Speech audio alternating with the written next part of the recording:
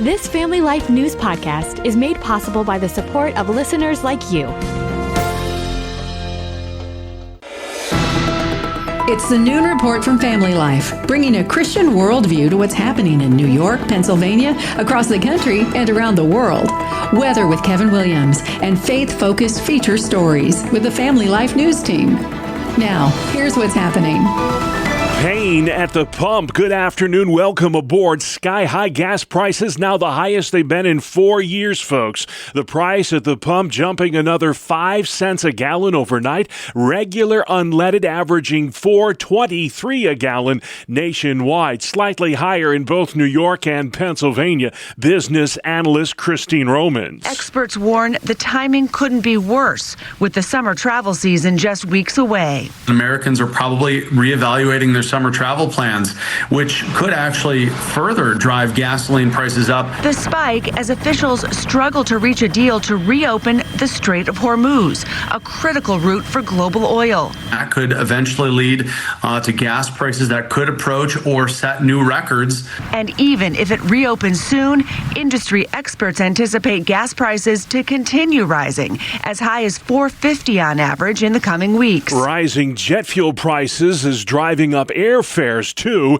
with some airlines now cutting flights ahead of the busy summer travel season. There's a new indictment against a longtime foe of the president, former FBI Director James Comey. Well, they're back. This time about a picture of seashells on a North Carolina beach a year ago. Comey posting to Instagram before deleting a photo of seashells on a seashore that formed the numbers 8647.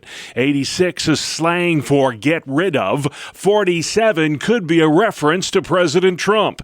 Acting Attorney General Todd Blanche. Threatening the life of the President of the United States will never be tolerated by the Department of Justice. Comey scoffing at the indictment in a social media post last night. I still believe in the independent federal judiciary, so let's go. The Comey indictment comes after Saturday's shooting at the White House Correspondents' Dinner. The DOJ says the gunman in custody was trying to assassinate President Trump. The saga continues between the president and a late-night talk show host.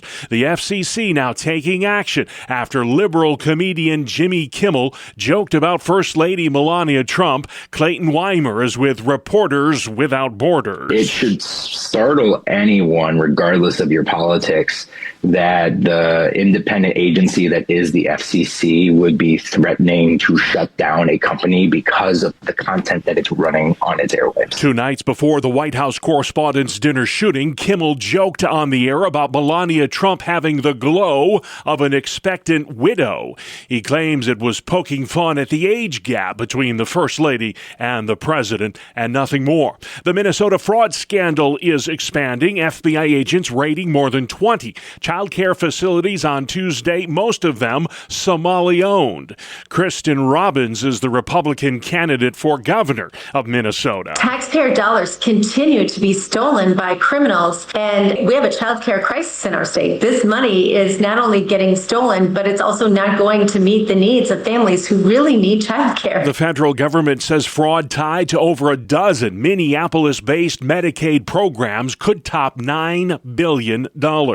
King Charles and Queen Camilla began their one-day whirlwind tour of New York City today by laying a wreath at the 9/11 Memorial in Lower Manhattan. This year marks 25 years since the terror attack. The royals are also visiting an urban farm in Harlem. The visit marks the first by a British monarch to the Big Apple since 2010. Correspondent Garrett Hake has more on their official state visit to the nation's capital yesterday. Look, this was the soft power of the British royals on full display at a time when the so-called special relationship between our two nations has been strained by wars and trade disputes. The king and queen embarking on a transatlantic charm offensive now to reinforce that unique bond. Last night, during a lavish state dinner at the White House, King Charles showed his funny side. You recently commented, Mr. President, that if it were not for the United States, European countries would be speaking German. Dare I say that if it wasn't for us, you'd be speaking French. That jab, of course, in reference to the French and Indian War. The king definitely knows his history. Earlier in the day, Charles spoke to a joint session of Congress marking 250 years of American independence. This is a city which symbolizes a period in our shared history, or what Charles Dickens might have called a tale of two Georges. Tomorrow, the British royals will take a tour of Virginia before heading to Bermuda. Still to come on the Noon Report, a midweek edition. Catholic Charities, Museum of Hope. The Bears are back in Pennsylvania, and schools stressed out over late state budget. Good afternoon. I'm Kevin Williams, tracking the next round of rain moving into the area. I'll have the latest forecast coming up shortly. We'll see you in 10. All right, Kevin, we'll check back then. Thank you very much. Let's check the stories making news across New York and Pennsylvania next. By a single vote, 101 to 100, the Pennsylvania House last night approved the so-called Fairness Act. Not a single Republican supported the measure, which prohibits discrimination based on sexual orientation and gender identity. The bill's sponsor is Democrat Malcolm Kenyatta. You have a system right now in Pennsylvania where you can marry the person that you love on Sunday. And then if you go to work and put up that photo of your wedding, somebody could still take away your employment. I wouldn't even say it's a slippery slope. I think we're already at the bottom. That's Republican Representative Mark Anderson. He says the Fairness Act opens the door to boys playing in girls' sports and will raise privacy issues as well. HB 300 will now give uninhibited, equal access to biological boys or biological girls to use the bathrooms they want, to participate in whatever sports that they want. Kenyatta claims the Fairness Act makes Pennsylvania the 25th state to ban discrimination based on sexual orientation. We have to make sure that here in Pennsylvania that welcome is extended to everybody, not just something we verbalize, but that we put it in our actual law. You can live your life any way that you want to live it, but your rights do not come before other people's rights. Anderson fears the Fairness Act discriminates against Christians and those who adhere to a biblical worldview when it comes to marriage and the family. The measure now heads to the state Senate for consideration. The New York State budget is a month late, and that's left school districts in limbo as far as what they can expect in state aid next year. School districts really need one thing, and that's financial stability and certainty. And of course, that's difficult to get when you don't know how much state aid you're going to get. David Albert with the New York State School Boards Association tells Spectrum News. School districts really only have a few revenue sources that they can draw from. One is state aid, local property taxes, and the third is federal aid. So you're really talking about three sources of revenue. And when one of those sources is uncertain, it's very difficult for school boards and for school districts to plan out their budget for the following school year. New York's 700 school districts will put their respective spending plans to residents for a vote on Tuesday, May 19th. Pennsylvania schools are a step closer to becoming phone-free. The House Education Committee advancing a measure to enact restrictions on digital devices. A recent Quinnipiac poll shows most PA voters support the idea of a bell-to-bell ban. If approved by the full House, the Commonwealth would join 28 other states, including New York, that have implemented cell phone restrictions at school. Buffalo, New York has its first ever female police commissioner. Erica Shields was approved yesterday by Common Council by a 5-4 vote. The Queen City's top cop says improving community relations is a top concern of hers. I want to absolutely sit down with the union and talk through with them what we need to do to have foot patrol and bike patrol. I'm a huge believer in it, and I think the key is finding officers who want to do it, but it's the way that you really get to know who lives and works in a community. Shields is the former police chief of Atlanta and Louisville. Pennsylvania politicians proposing legislation that would restrict the whereabouts of data processing centers. The bill prohibits these massive mining facilities from prime farmland in the Commonwealth. Data centers are becoming more commonplace with the emergence of AI. The New York State Police Police issued 1,500 tickets to motorists for speeding through work zones last week during its stepped-up law enforcement campaign.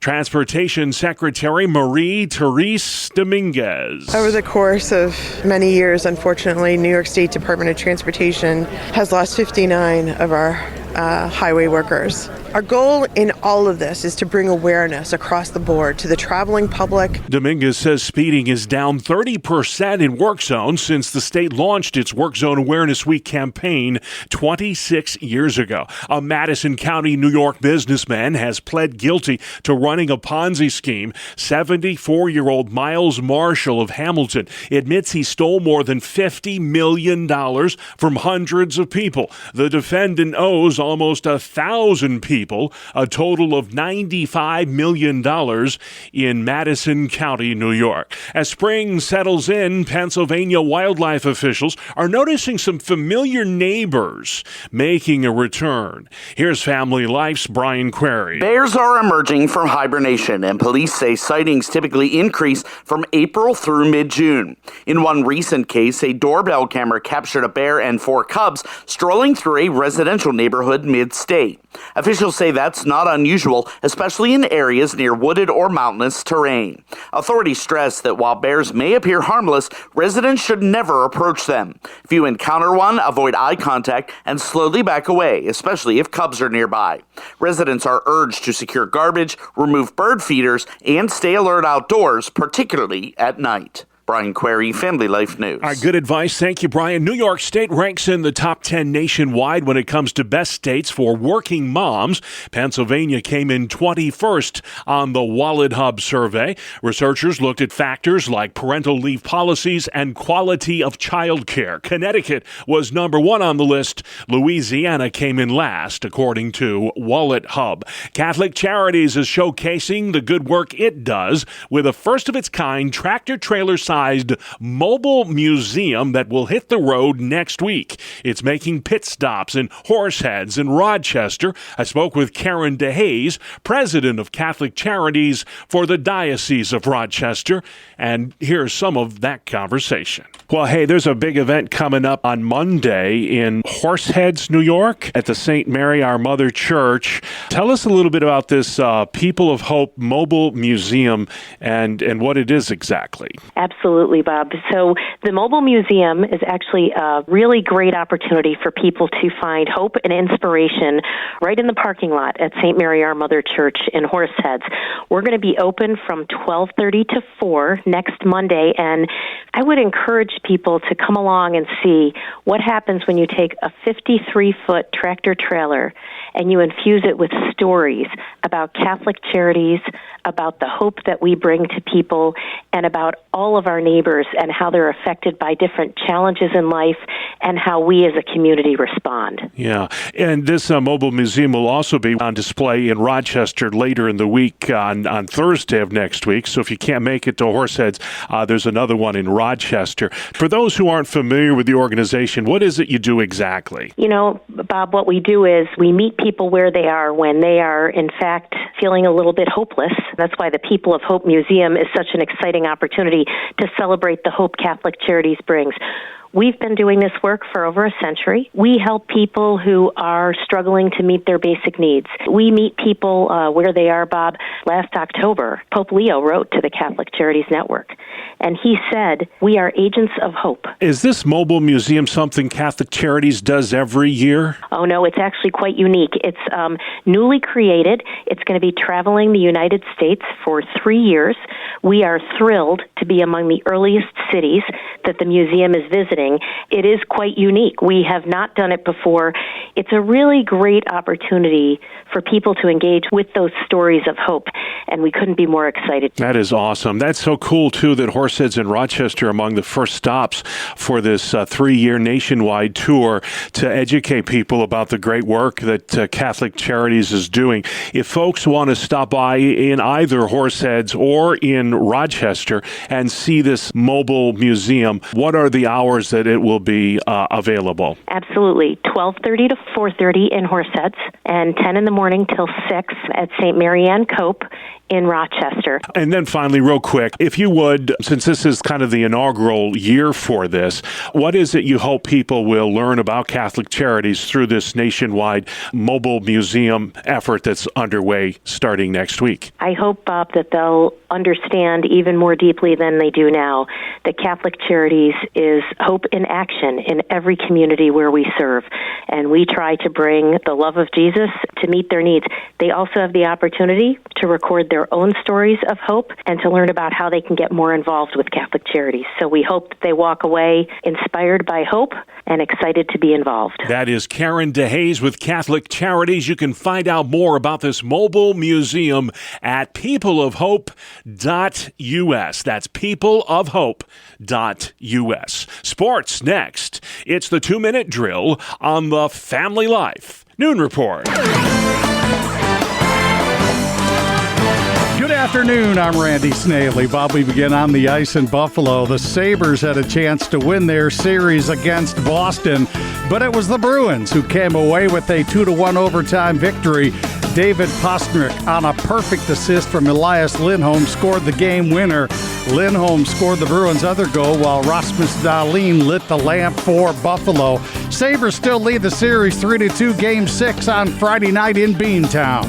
In other action, the Wild beat the Stars 4-2, and the Oilers handled the Ducks 4-1. In the NBA, the Knicks blew out Atlanta 126-97. Jalen Brunson poured in 39 points. OG Anunoby and Karl Anthony Towns both had double-doubles to lead New York to a 3-2 series lead. The 76ers lived to fight another day after knocking off Boston 113-97. Joel Embiid showed up with 33 points, and Tyrese Maxey added 25 points and 10 boards. Celts still up 3-2. The Spurs are moving on to the next round, eliminating Portland 114-95. On to baseball. The Yankees edged the Rangers 3-2. Aaron Judge went deep for his third straight game. Cam Schlittler, 6 scoreless innings, striking out 8. The Mets got home runs from Juan Soto and Bo Bichette. They shut out the Nats 8-0. The Phillies began the Donnie baseball era with the beatdown of the Giants 7-zip. Jesus Luzardo's tossed 7 shutout innings to pick up the win. Pirates outslugged by the Cardinals 11-7. Also picking up wins in baseball, the Rays, Orioles, Blue Jays, Mariners, White Sox, Royals, Reds, Brewers, Cubs, Marlins, and the team with the best record currently in the game, the Atlanta Braves. They knocked off Detroit 5-2. Finally, this looks like the men's and women's NCAA basketball tournaments are going to expand to 76 teams next season. That is a look at sports. Wow, we'll have to call it March and April Madness then, won't we, Randy? Thank you very much. Still to come on the Noon Report for a Wednesday. Seashells on the seashore. The Royals in New York, and more rain on the way. Kev's got the forecast right after this. Welcome to Breakpoint, a daily look at an ever-changing culture through the lens of unchanging truth. For the Colson Center, I'm John Stonestreet.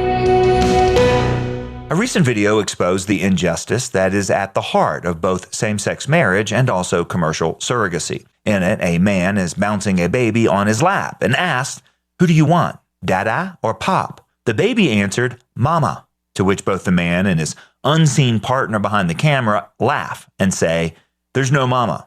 They continue to badger the child, who then begins to cry. Now, the most obvious evil that's portrayed in the video is the relentless teasing of a baby. The deeper evil, however, is not that these men were mean, though they were. In fact, being mean was only the insult that was added to the injury of forcing their farcical arrangement on a baby and then calling it a family. Because, and everyone knows this, including these two men suppressing the truth by their wickedness, there is a mama. She's not included in this video, nor is she in the life of this baby that she carried and who now needs her, but she does exist. She's been cut out of her child's life, presumably by her own choice, although that's not clear. But either way, the baby did not make that choice. And now 2 men who have appropriated the title of this baby's parents are badgering the baby into affirming their lifestyle choice. Now, perhaps what this infant is doing is what infants often do, babble out those syllables that are often among the first learned by young ones across all times and places and cultures. But of course, they learn these syllables because they always refer to the same person. They are, in the end, a primal cry of children for a particular someone who should always be there for them. Anyone who has spent time around babies understands what's playing out in this scene.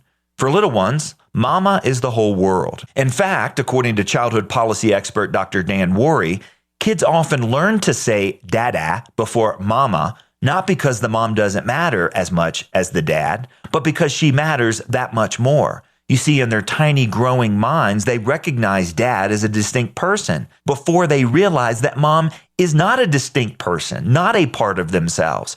It's an innate and beautiful bond that is intentionally broken whenever we pretend that a man can replace a mom, or whenever a child is acquired through surrogacy. And just as tragic is the embrace of so-called same-sex marriage or such reproductive technologies by individuals, governments, medical authorities, and Christians, while failing to even take a cursory glance to consider what's best for the child. As a result, what children need is tossed aside in the name of adult desires. And children then become the commodities in a marketplace of consumer-driven reproductive technologies.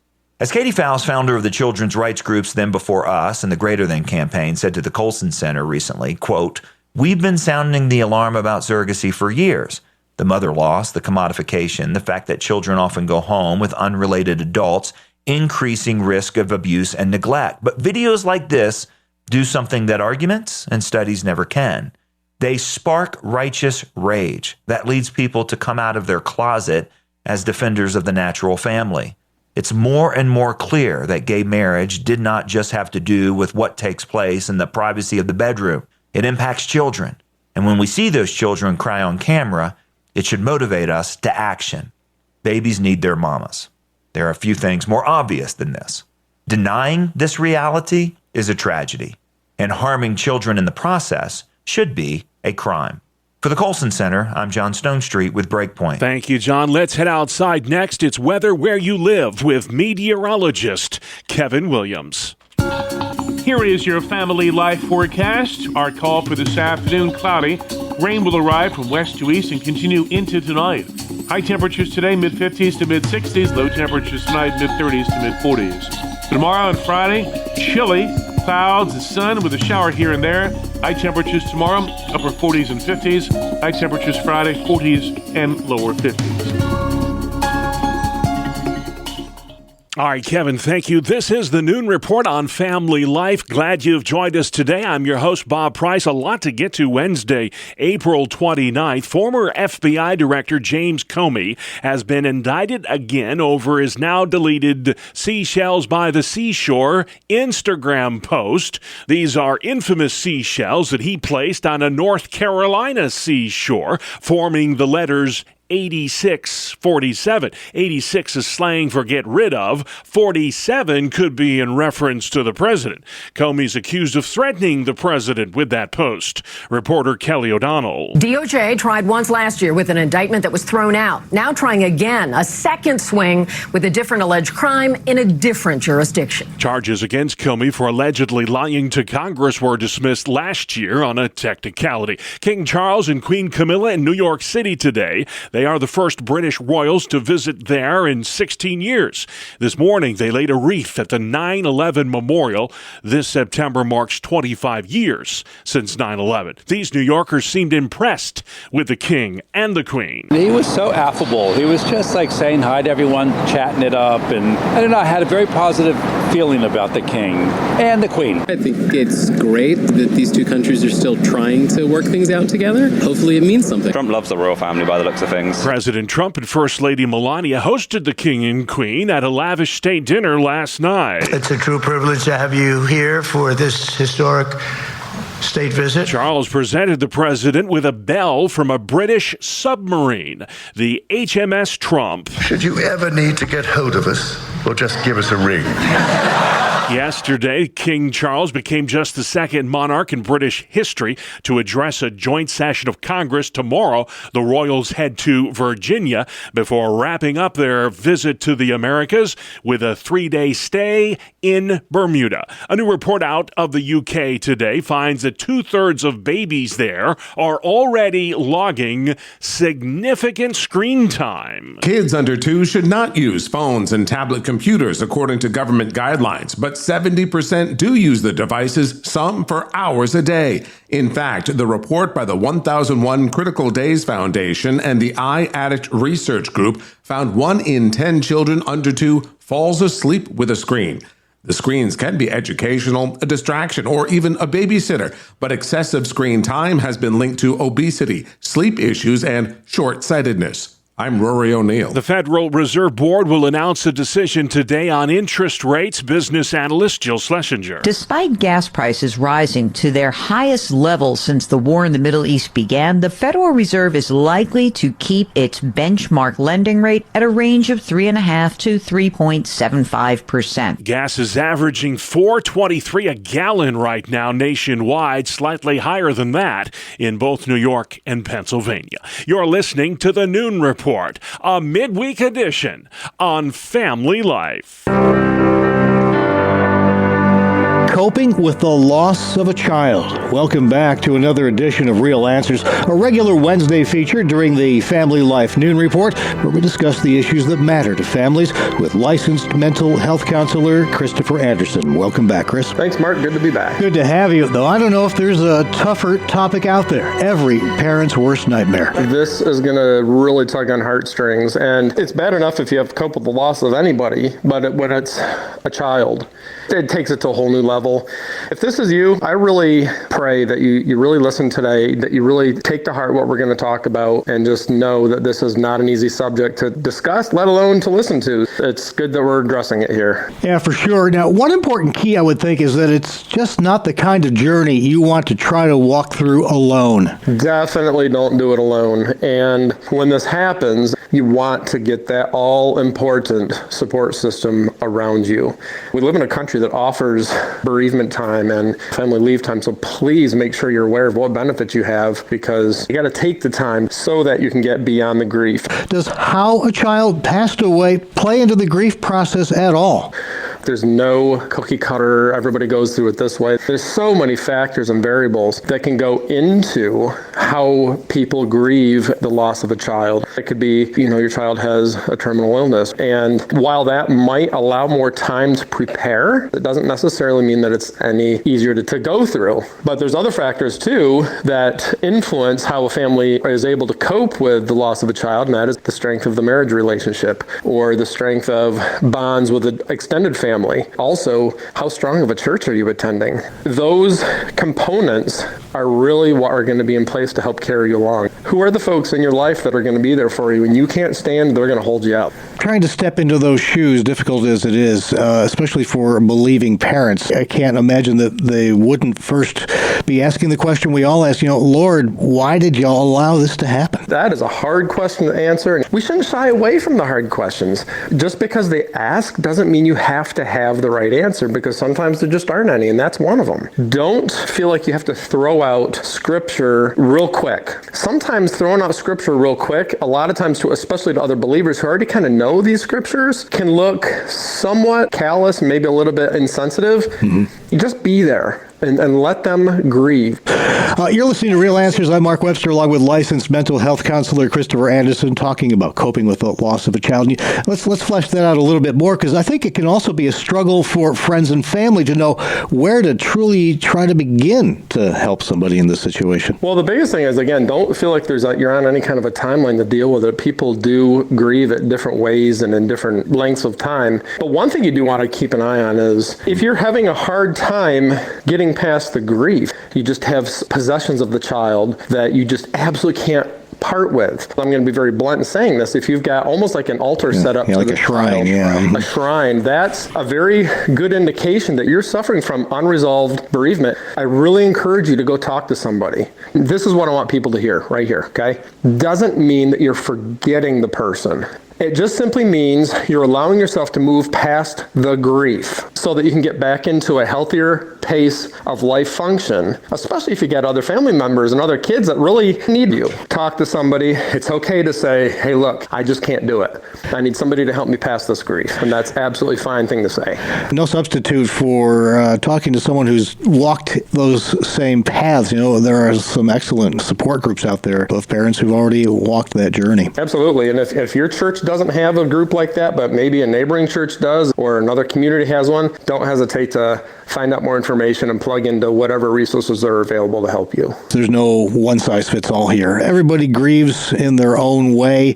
Probably the most important thing to remember is that there's no right or wrong, really, as long as it's a healthy process that's at least in some way eventually moving forward. Absolutely. And something to keep in mind as well is when you lose a loved one, even a child, where they're at right now, the message is the same. They don't want you to drag the heavy grief and the burden of that sadness through the rest of your life. They don't want that to happen. Remembering is great. There's nothing wrong with that. You know, there's memorials and tributes, but when it's keeping you from being able to move on and start functioning again at a healthier level in life, that's where the problem lies. Yeah, maybe a final point then is just to reinforce how crucial a solid base of faith is here. You know, for some, losing a child can be faith shattering even, but ultimately it can also eventually, maybe even unexpectedly, be a faith deepening experience for others. Absolutely. And if you're a believer out there and you know somebody that's going through this, just simply being there, listening, even if they are angry or they're weeping, just be there. Again, you don't have to have all the answers. That's okay. Well put.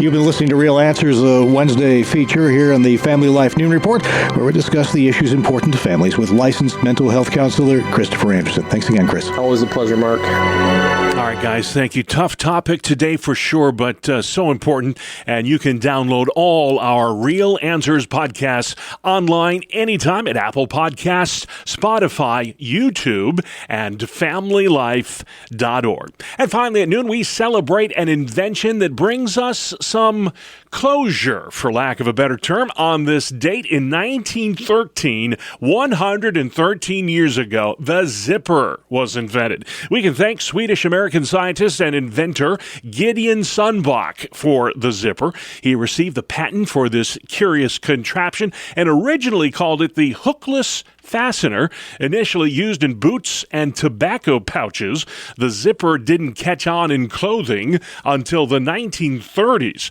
The word zipper, by the way, was coined by B.F. Goodrich in 1923 because of the distinctive sound it made.